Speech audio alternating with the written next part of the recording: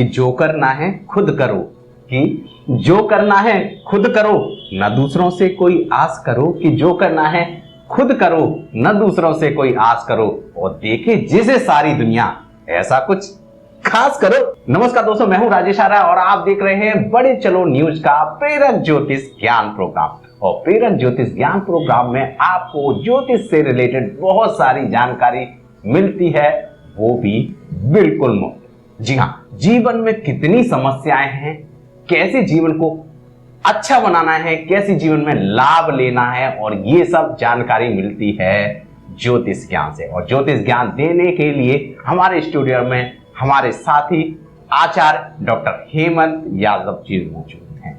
सबसे पहले उनको नमस्कार करेंगे और उनका स्वागत करेंगे कि आप हमारे स्टूडियो में आए और हमारे दर्शकों के लिए बहुत सारी अच्छी चीजें आप लाते रहते हैं। सर, हम टॉपिक की शुरुआत करते हैं, आपके एपिसोड की शुरुआत करते हैं। आज का दर्शकों का जो डिमांडिंग टॉपिक है वो है संतान प्राप्ति। हर व्यक्ति को अपना वंश चलाने के लिए संतान की जरूरत होती है और जीवन चक्र भी ऐसे ही चलता है। सर, ज्योतिष के अनुसार संतान प्राप्ति के जो योग होते हैं वो क्या होते हैं और कैसे बनते हैं? अरे जी, संतान प्राप्ति के जो योग होते हैं हम इससे पंचम भाव को देखते हैं जी। कुंडली का जो पंचम भाव होता है वो संतान का एक वहीं से देखा जाता है हिसाब किताब की संतान कैसी होगी, क्या होगा जी।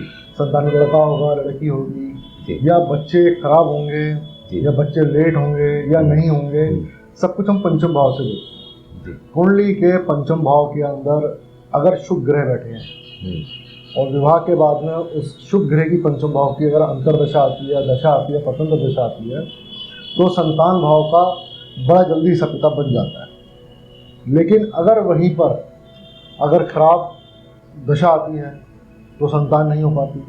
अगर वहीं राहु बैठा हो या केतु बैठा हो या मंगल बैठा हो या पाप ग्रह बैठे हों, या संतान भाव का मालिक अगर पंचम भाव का मालिक जो है पाप ग्रहों के साथ बैठा हो या 6, 8, 12 के अंदर बैठा हो, तो संतान होने में बड़ी दिक्कतें होती हैं। कई लोगों को देखा जैसे शादी के बाद ही संतान की प्राप्ति हो जाती है जी, और कई लोगों को जो है 8, 8, 10, 10 साल हो जाते हैं, कई लोगों को होती ही नहीं है, और कई लोगों के मिसकैरेज हो जाती हैं जी।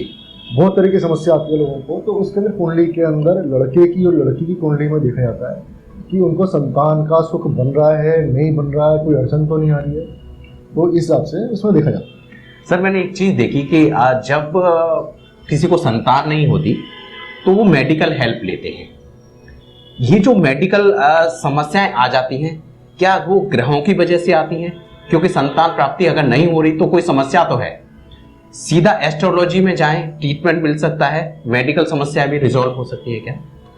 देखो आर्य जी, कोई इंसान बीमार होता है तो हम इसको किसी आडंबर में नहीं डालते। जहाँ दवाई की जरूरत पड़ती है दवाई की जरूरत होती है, जहाँ दुआ की जरूरत पड़ती है दुआ होती है जी। ज्योतिष भी एक साइंस है जी। तो हम इसमें ये देख के बता देते हैं कि इसको मेडिकल की जरूरत है, नहीं है, या इसका ये समय अभी संतान प्राप्ति का नहीं है, इतने टाइम बाद इसको संतान प्राप्ति होगी, तो वो उससे पता चल जाता है। मान लो कि पंचम भाव का संबंध जो है पाप ग्रहों के साथ में, तो बच्चा कंसीव करने में दिक्कत होती है, कंसीव कर लिया तो मिसकैरेज हो जाता है, या संतान कंसीव ही नहीं कर पाते, वो कुछ ना कुछ समस्या ही आनी शुरू होती है। अगर शुभ ग्रहों के साथ में तालमेल बनता है, जैसे गुरु के साथ में बन गया, गुरु का शुभ ग्रहों की दृष्टि पड़ेगी पंचम भाव, तो पंचम भाव स्व राशि के अंदर बैठा हो या पंचम भाव का मालिक पंचम भाव को देख रहा है, शुभ ग्रहों के साथ बैठा हो, तो उससे भी संतान प्राप्ति में जो बाधा होती है वो दूर हो जाती है और संतान प्राप्ति जाती है। उसमें एक दशा का पार्ट भी होता है। अच्छा। हम दशा जो होता है समय की कैलकुलेशन है, और ग्रह गोचर देखा जाता है जो फिलहाल इस टाइम के जो ग्रह होते हैं वो कहाँ पर है इस साल के। अगर वो ग्रह शुभ होते हैं और दशा सही आ रही है आपकी, तो उस टाइम भी संतान प्राप्ति के लिए बन जाते हैं। अगर वहीं हम देखें कि भाई ना तो ग्रह गोचर सही आ रहे हैं, ना दशा सही आ रही है, तो संतान प्राप्ति में लोगों को दिक्कत आती है, लोग इधर उधर भागना शुरू करते हैं फालतू में, और कई जगह ठगी के शिकार भी होते हैं।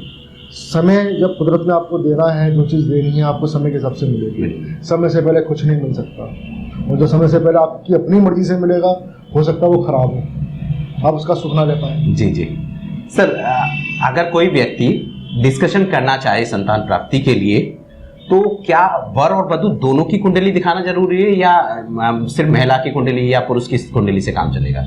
नहीं यार जी, देखो सुख तो दोनों ने ही लेना जीवन के अंदर, और जब सुख दोनों की कुंडली मैच करके पता चलता है कि इसके अंदर कहाँ क्या दिक्कत आ रही है। जी।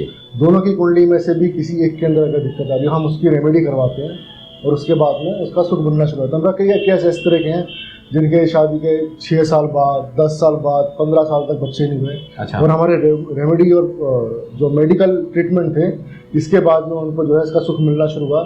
संतान के भाव अच्छे बने, उनके संतान हो गई है, बिल्कुल ठीक ठाक है ऐसे लोग। सर, जिन्होंने अभी तक कुंडली डिस्कस नहीं की है लेकिन उनकी संतान भी नहीं हो रही, तो ऐसे में कुछ ऐसे कॉमन उपाय हों कि उन्होंने कुंडली नहीं भी डिस्कस की तो कुछ चीजें करें उससे हो जाए, नहीं है तो कुंडली को लेके हमसे या किसी और से मिले? हाँ बिल्कुल, कुदरत के अंदर बहुत कुछ है। कई लोग जैसे संतान नहीं होती, किसी मंदिर की मन्नत बोलते हैं। अच्छा। अपने कुल देवता की मन्नत बोलते हैं तो संतान जो है हो जाती है। अच्छा। तो ये कुदरती चमत्कार बहुत है, मैंने अपनी लाइफ के अंदर बहुत सारे देखे हैं ऐसे, कोई आडंबरबाजी नहीं है। एक ऐसी शक्ति है इस दुनिया के अंदर सबको चला रही है। जी जी। ठीक है, और वही शक्ति के अगर हम लोग मत्था टेकते हैं जी, हमारे इष्ट हो गए, हमारे कुल देवता हो गए, जो भी हमारी ये शक्तियाँ होती हैं, ये कहीं ना कहीं हमारा साथ देती हैं। जैसे पितृदोष हुआ कुंडली के अंदर जी, तो वहाँ भी संतान होने के अंदर कहीं ना कहीं दिक्कतें होती हैं। गुरु दोष हुआ, वहाँ पर भी संतान पैदा होने के अंदर दिक्कत होती है। ऐसे ही बहुत सारे भाव दिखाते हैं कुंडली के अंदर कि संतान की प्राप्ति क्यों नहीं हो पा रही है। सर जी, अभी आपने पितृदोष की बात कही, तो महिलाओं के जो पितृदोष होते हैं वो उनके फादर वाली फैमिली से होते हैं या जिस परिवार में जाती हैं वहाँ के पितृदोष माने जाते हैं? हाँ अरे जी, ये बहुत अच्छा सवाल है। देखो होता क्या है कि एक आदमी जो होता है उसको सिर्फ अपने ही वंश का पितृदोष लगता है जी, लेकिन जो एक लेडी होती है उसको अपने माँ बाप की तरफ से पितृदोष मिलता है और अपनी तरफ से दोष मिलता है। अच्छा। मतलब जहाँ शादी हुई है उस घर का भी पितृदोष मिलेगा उसको, और जहाँ उसके माँ बाप थे उस घर का भी जो है पितृदोष मिलना शुरू होगा। तो कई जगह ये देखा जाता है कि बड़ी अड़चने आती हैं लाइफ के अंदर, गृहस्थी भी सीख नहीं होती है, संतान को भी लेकर दिक्कतें आती हैं।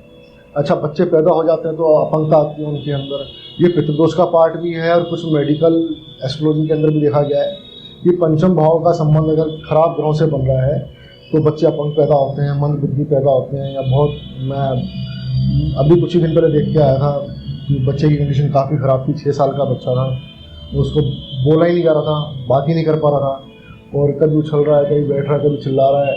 अच्छा। वो एक ही पोजीशन के अंदर सिर्फ जो है वो काम कर रहा था। वो बंदा इतना हैरान था, बोलता कि मेरा बच्चा आज तक कुछ कर ही नहीं पाया, कोई इसका उपाय कुछ। तो मैंने बताया कुछ ही नहीं है, इसका चंद्रमा ठीक करिए, पंचम भाव ठीक करिए। तो पंचम भाव बुद्धि का कारक भी होता है, तो संतान का ही कारक होता है। कहीं आपकी कुंडली के अंदर दोष होगा तो आपको संतान में इस तरह के दोष नजर आए, और फिर उसके बाद में जो बच्चा पैदा हुआ, बच्चे की कुंडली के अंदर वही दोष सामने आते हैं। जब उस कुंडली को देखा गया तो उसके अंदर पितृदोष थे, पंचम भाव बहुत ज़्यादा पीड़ित था, जिसकी वजह से उनको ये दिक्कतें चल रही थी। और उपाय बताया तो शायद कहीं ठीक हो जाए, वो अभी 2-4 दिन ही हुए हैं। सर, उम्मीद करते हैं क्योंकि आपके उपाय हमेशा कामगार होते हैं तो वहाँ भी जरूर होगा, और हम भी दुआ करेंगे उस बच्चे के लिए कि जरूर वो ठीक हो। सर, एक और महत्वपूर्ण क्वेश्चन है कि महिलाएं प्रेग्नेंट हो जाती हैं, प्रेगनेंसी का जो वक्त होता है वो 9 महीने जो भी होता है वो बहुत इंपॉर्टेंट वक्त होता है। एस्ट्रोलॉजी के अनुसार उन महिलाओं को क्या ध्यान रखना चाहिए, क्या करना चाहिए, क्या नहीं करना चाहिए? जब भी कोई लेडी प्रेग्नेंट होती है तो सबसे पहला हमारा जो हिसाब किताब होता है, हम किसी भी अपने इष्ट का जो है ध्यान करना शुरू करें, और या फिर अपना राम रक्षा स्तोत्र कवच जो होता है उसको रोज़ पढ़ना शुरू करें। इसके बाद में जो भी बीच में शरीर में दिक्कतें आती हैं वो सब दिक्कतें ठीक होनी शुरू हो जाती हैं, कोई ऐसी दिक्कत नहीं होती। और कोई भी हम धार्मिक चीज़ पकड़ते हैं, जैसे राम रक्षा स्तोत्र हो गया, हनुमान चालीसा हो गई, या कई लोग रामचरितमानस ही पढ़ते हैं, कई लोग भगवद गीता भी पढ़ते हैं। इस टाइम में जो भी आपका जहाँ अट्रैक्शन है, जो भी आपका धर्म ग्रंथ है, आप उस चीज़ को पकड़ के चलना शुरू करें। और जितना आप पढ़ेंगे, आप कुदरती देखना बच्चे के बुद्धि के विकास के अंदर, शरीर के विकास के अंदर भी काफ़ी अच्छा हिसाब किताब होना शुरू हो जाएगा। सर, एक और प्रश्न लूँगा। महिला की जिम्मेवारी भी आपने बताई कि महिला को तो ये करना है, क्योंकि संतान तो पुरुष की भी है और उसके परिवार का भी वंश है, तो उनकी भी इस पीरियड में कुछ जिम्मेवारियाँ बनती हैं? हाँ, जिम्मेदारी बनती है। मतलब पति पत्नी हैं तो दोनों एक साथ मिलके करें। परिवार में बड़े बूढ़े हैं तो उनका आशीर्वाद लेके रखें जी। अभी कभी भी नेगेटिव नहीं सोचना चाहिए जी। कभी भी लड़ाई झगड़ा कलेश जितनी चीज़ें होती हैं इनसे दूर रहना चाहिए। कभी भी अपने आप को ऐसा महसूस ना होने दें कि हमारे साथ कुछ नेगेटिव हो रहा है, या हम बीमार रहते हैं, या हमें कुछ। अरे आप एक्टिव रहिए, आप काम करिए, आप इन चीज़ों से मन हटा दीजिए, इसके बाद में हर चीज़ जो है ठीक होनी शुरू हो जाएगी। संतान पे हर चीज़ का इफेक्ट पड़ता है जब बच्चा पेट में होता है जी। आप जितना पॉजिटिव सोचेंगे, जितना धर्म कर्म के बारे में सोचेंगे, आपका बच्चा उतना ही धार्मिक होगा और अच्छा स्वस्थ बच्चा पैदा होगा आपका। जी सर, एक और प्रश्न लूँगा कि जो महिलाएं प्रेग्नेंट हैं, आजकल हम देखा जाता है कि वो कंसीव हो जाती हैं, प्रेगनेंसी चल रही होती है बहुत अच्छी, लेकिन कई सिजेरियन होता है, मतलब ऑपरेशन से बच्चे होते हैं। तो ऐसा कुछ हमारे एस्ट्रोलॉजी में हो जिनसे कि उन महिलाओं को वो ऑपरेशन ना कराना पड़े, बच्चा आराम से हो जाए? हाँ, जिस किसी कुंडली में ये समस्या आती है तो उसके अंदर देखो, आजकल तो मैं ज्योतिष क्या बोले, इसके अंदर डॉक्टर भी जो है हर बच्चे को जो सोचते हैं कि ऑपरेशन कर दें इनका और 2 पैसे बन जाए उनके, तो कई लोगों का ये फंडा सा बन गया आजकल। एग्जैक्टली। लेकिन अगर इसके अंदर हम ये देखें कि अगर कुंडली के पंचम भाव का संबंध पाप ग्रह से ना हो, 6, 8, 12 जो कुंडली के घर होते हैं इससे संबंध ना बन रहा हो, तो बच्चा जो है नॉर्मल डिलीवरी से होगा। अगर वही राहु केतु शनि मंगल से अगर इसका संबंध बनता है, 6, 8, 12 से संबंध बनता है, तो बच्चे के साथ में ऑपरेशन की समस्या आ सकती है। तो इसके अंदर क्या करना चाहिए कि आप किसी विद्वान से कुंडली पढ़वाएं, उसके अंदर देखें कि अगर कोई भी उस दशा के अंदर कोई भी आपका राहु केतु शनि मंगल या कोई पाप ग्रह इस तरह का आ रहा है जिसकी वजह से आपको ये दिक्कत हो रही है, आप उनका दान करना शुरू कर दीजिए, उनसे संबंधित उपाय करना शुरू कर दीजिए, तो वो समस्या ठीक होनी शुरू हो जाती है। Sir thank you so much, आपने बड़े काम की बात बताई। और अगर आपके यहाँ इस तरह की समस्या है, अगर आप प्रेग्नेंट लेडी हैं या आपके घर में कोई ऐसा है जो आपकी वंश की उत्पत्ति करने वाला है, तो आप इन चीज़ों का ध्यान रखिए कि जो कि आचार्य डॉक्टर हेमंत यादव जी ने हमें बताए। मैंने सारे प्रश्न लेने की कोशिश की है, फिर भी आपको लगता है कि आपका कोई प्रश्न है तो आप हमें जरूर पूछें, कमेंट के थ्रू पूछें, टेलीफोनिक कॉल करके पूछें। क्यों? क्योंकि जीवन का ये बड़ा हिस्सा है जो आगे आपका वंश चलाएगा, आगे आपका जीवन बनाएगा, और हमारा जीवन चक्र भी इसी पे डिपेंड है। Thank you so much sir, आप हमारे स्टूडियो में आए। थैंक यू, बहुत सारी जानकारी आपने दी, और आप सब लोग का भी धन्यवाद कि आप ये प्रोग्राम देख रहे हैं और बड़ी शिद्दत से देख रहे हैं। आपको हमारे इस प्रोग्राम में बने रहना है। बने रहने के लिए आपको चैनल को सब्सक्राइब करना होगा, जिससे कि आपको सारे नोटिफिकेशंस आते रहें। सारे नोटिफिकेशंस के लिए आपको बेल आइकन पर क्लिक करना है, जिससे कि सारे नोटिफिकेशन आपको जब भी वीडियो अपलोड होगी मिलते रहेंगे। Thank you so much sir, नमस्कार, बाय बाय, टेक केयर और बड़े चलो।